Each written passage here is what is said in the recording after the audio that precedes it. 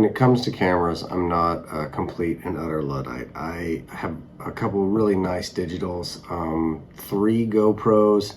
I have a smattering of point and shoot digitals as well, and then I use my phone way too much. But if I had my druthers and I could decide how I really want to spend my time if I'm taking pictures, I really like to do it with film. Be it 35mm or 35mm half frame, medium format, and even large format. I really think that I take better pictures with film. And so it tends to happen that I always have a camera loaded with film, right? Well, with older cameras, you have sometimes battery issues. You can't just like plug it into a USB-C and charge it on the go or before you get there. So like last week, I had my Pen FT, and I was shooting some pictures and I ran out of batteries. Now, this bad boy takes a special battery that you can't just run into Walgreens and grab. And normally I carry a couple with me because this has happened more than I'd like to admit. And I'd already used them. My camera, my Canon F1N uses the same battery as the Pen. And so I had already used both my spares and didn't have them with me. Now, so this particular camera, so I don't use the light meter inside of it. It's a little dim, so I use this add-on Voigtlander. Now, this one uses like 357s, so you can get these bad boys at Walgreens, but not some of the more hybrid batteries for the for light meters and some of the other cameras like my Pentax 6.7. You know, those are special order, just like with this one and with the Canon F1. So as I mentioned, I've done this like 1 or 12 times too many, so I decided to do something about it. I decided to use my big old engineering brain and come up with a solution. And so what I came up with was a battery case, and one that I could carry my most used batteries, a couple of them with me wherever, and I'll show you, but this is it, so that I always have a spare, right? Whatever camera I happen to have, I always have a spare battery. And so yeah, let me take you along how I did this. I actually did 2 prototypes, and I'll show you those. And maybe I have a total of 2 hours of design work in, and then the first print took 5 hours for both halves, and the second print took 4.5.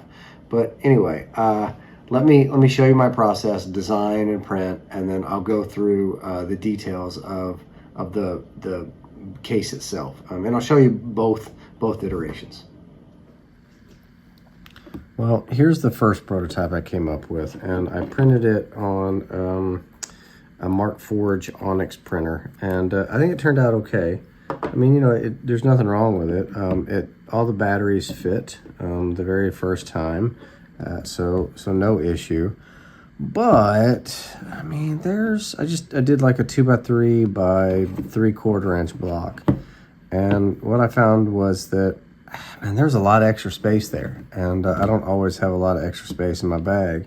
So I went back to the design board, and this is what I came up with. Now, there's the bottom part that you see here, that was fairly straightforward, and I did it the exact same way. And then there is the top part, and the top half was a little different. So what I had to do is I couldn't mirror it and turn it on in the inverse. I had to do something a little different, but it worked out okay. So after that design work, after playing with it and measuring it and that sort of thing, themselves were really uncomplicated. I printed them just flat side down, so there was no support, nothing crazy. 3 layers, 20% infill. I printed one day when I had some time, and then the second the next day. This is what I came up with. This is also on the same Onyx printer, and you can see the first prototype and then the second. I don't actually know what happened with this surface. I did 3 layers, and the other side turned out just fine. This one, the last 2 layers bubbled on me, and it didn't do it on anything else. I'm not sure what happened there, but it happened.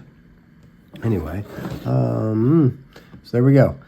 I don't have the batteries for my my Pen FT or the Canon in because they're in the Pen FT and the Canon because both were dead. So I actually have ordered some spares from Uncle Jeff on Amazon, and those are coming in.